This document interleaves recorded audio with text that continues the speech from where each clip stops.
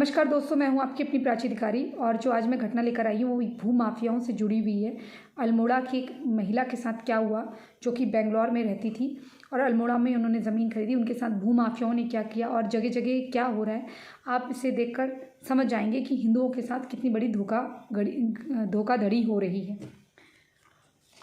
कैसे आपकी गाड़ी कमाई पे कोई सेध लगा के बैठ सकता है। बेंगलोर की रहने वाली एक महिला ने रुद्रपुर, नैनीताल और अल्मोड़ा के पेपरसली निवासी 3 व्यक्तियों पर अल्मोड़ा में खरीदी हुई ज़मीन और उस पर बनाए हुए मकान को फर्जीवाड़ा करके खरीदने का आरोप लगाया है। अदालत के आदेश के बाद पुलिस ने मुकदमा दर्ज कर लिया है। पीड़िता 48 वर्षीय दीप्ति शर्मा ने कल कोतवाली अल्मोड़ा में तहरीर देते हुए कहा कि वह उनके पति जयदीप मित्रा मूल निवासी जगदीश नगर बेंगलोर के रहने वाले हैं।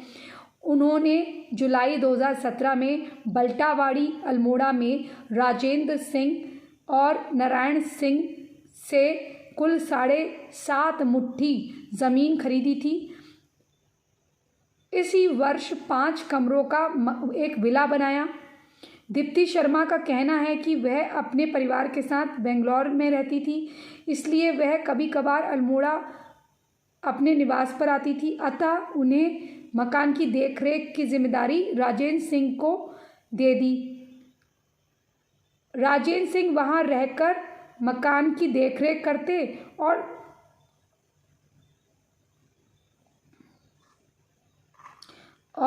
वहां पर रहते। उसके बाद क्या हुआ कि एक दिन जब उनकी मृत्यु हो गई, तो जब उनकी मृत्यु हो गई तो पता चला कि भैया जब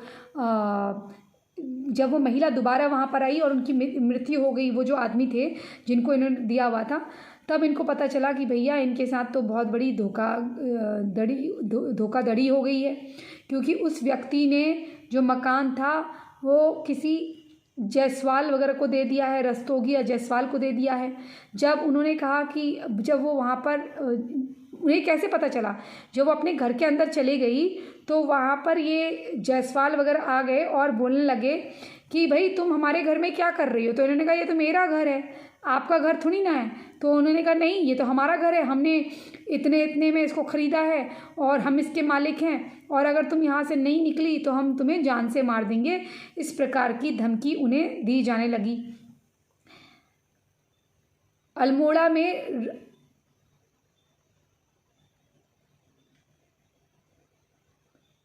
इसके बाद 9 अगस्त 2021 को दीप्ति और उनके पति जयदीप अपने मकान में पहुंचे। रात को लगभग 10 बजे मल्लीताल निवासी संजीव रस्तोगी व रुद्रपुर के शक्ति विहार निवासी नवीन रस्तोगी व अन्य बहन और बहनोई कमरे में घुस आए और उन्हें यह कहने लगे कि तुम घर से बाहर निकलो। यह भूमि और वह भवन उन्होंने नारायण सिंह पुत्र केशर सिंह से खरीदे हैं।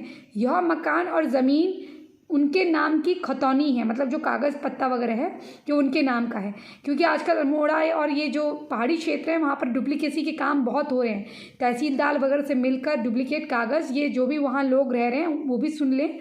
इसके बाद एसडीएम को पूरी घटना बताई गई। इस मामले की जांच में आश्वासन दिया और उनके घर में घुसे लोगों को बाहर निकलने को कहा गया।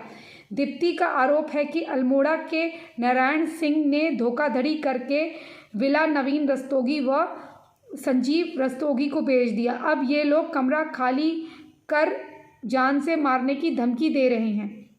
अब आप सोचिए कि कितनी बड़ी धोखाधड़ी लोगों के साथ हो रही है। एक व्यक्ति अपनी मेहनत से एक घर बनाता है और फिर इस तरह के लोग आकर वहाँ पर कब्ज़ा कर लेते हैं, क्योंकि उन्हें बेचने वाले भी अपने ही लोग हैं। जो इस तरह के वहाँ पर जो है रामपुर से, मुरादाबाद से जो लोग आ रहे हैं ना, ये मियाँ भाई वगैरह, इनकी नज़र रहती है हिंदुओं की प्रॉपर्टी पे। हिंदुओं को दिए जाते हैं छोटे मोटे लालच। तो इस तरह के जब लालच दिए जाते हैं तो हमारे हिंदू क्या करते हैं, उन लालचों में आकर अपने ही लोगों के साथ धोखाधड़ी करते हैं, फिर आगे रखते हैं हिंदू का चेहरा। कि हिंदू ने ख़रीदा है, लेकिन वो ख़रीदा एक्चुअली किसी मोमिन भाई ने होता है, क्योंकि उसे वो सब तोड़कर वहाँ पर एक बड़ी सी बिल्डिंग शुरू करनी होती है और इनको झूठे आश्वासन दे दिए जाते हैं कि तुम पैसा भी रख लो और बाद में हम तुमको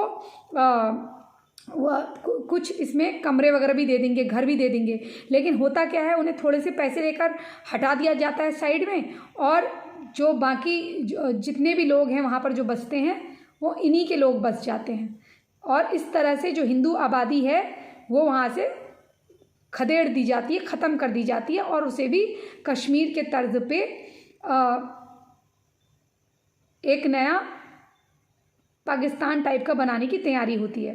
अब दीप्ति शर्मा आगे क्या कहती हैं, उनके मकान की देखरेख राजेंद्र सिंह को दी थी, और जब राजेंद्र की मृत्यु हो गई तो ये इस तरह के इन्होंने ये धोखाधड़ी कर दी है। अब पुलिस क्या कह रही है, पुलिस कह रही है कि भाई नारायण सिंह पे हम जो मुकदमा दर्ज करेंगे और जो ये कह रहे हैं उसकी पेपर की जांच की जाएगी। हालांकि इस प्रकार के बहुत सारी चीज़ें वहाँ पर हो रही है उत्तराखंड में, इसे भी मद्देनज़र देखते हुए लोगों को अब सावधान हो जाना चाहिए। इसके बाद दीप्ति व उनके पति द्वारा एनटीडी चौकी व कोतवाली अल्मोड़ा में उक्त घटना के बाबत एक रिपोर्ट 10 अगस्त 2021 को दे दी गई है, जिस पर कोई सुनवाई अभी तक नहीं हुई है। उसके बाद प्रार्थनी जो प्रार्थना करता है उनके पति द्वारा दिनांक 11 अगस्त को भी उक्त घटना के संदर्भ में प्रार्थना पत्र वरिष्ठ पुलिस अधीक्षक अल्मोड़ा को दे दिया गया है, जिस पर उन्होंने कल मतलब यानी कि कल 28 तारीख रही होगी, आज 29 तारीख है, तो ये कहा गया है कि हम इस पर उच्च कार्रवाई करेंगे, लेकिन आज तक कार्रवाई नहीं हुई है। इसके बाद दीप्ति न्यायालय की शरण में गई हैं, जहां जांच के आदेश के बाद पुलिस ने कल इस मामले में ये कहा है कि हम जांच कर रहे हैं और जो भी न्याय संगत फैसला होगा वो सुनाया जाएगा। अब बताइए कि ये कितनी बड़ी बात है कि किसी के घर को ऐसे लूट लिया जाए। और मैंने तो ये भी देखा है कि उत्तराखंड वाले तो अपने घर छोड़कर जा रहे हैं और वहाँ पर गोल टोपी वाले आ रहे हैं, और इसी तरह से हमारे ही लोगों को सामने खड़ा करके कि मुझसे कहा जाए तुम ये 5 लाख रुपए ले लो और इसकी 50 करोड़ की संपत्ति लूट लो, इस पर दावा ठोक दो, और इधर से मुझे पैसा मिलता रहेगा इसको मुकदमा लड़ने का, और इधर उस मकान पे स्टे आ जाएगा, वो जा नहीं पाएंगे अपने घर पे, ना मैं उनको उस घर पे रहने दूंगी ना कुछ, और यहाँ धीरे धीरे वो खाता खतौनी सब कुछ चेंज हो जाएगा और पुलिस के साथ मिलके उस घर को जो मेन मालिक है उसको वहाँ से बेदखल कर दिया जाएगा। ऐसी बहुत सारी चीज़ें हो रही हैं, इसका हम सब ने संज्ञान लेना चाहिए और अपने रिश्तेदारों को भी बताना चाहिए कि जब भी आप कुछ ऐसा ले रहे हैं तो बहुत ही भरोसेमंद व्यक्तियों को वो चीज़ सौंपे, और आस पड़ोस के लोगों को भी ये होना चाहिए कि आज उनके साथ हो रहा है तो कल उनके साथ भी हो सकता है।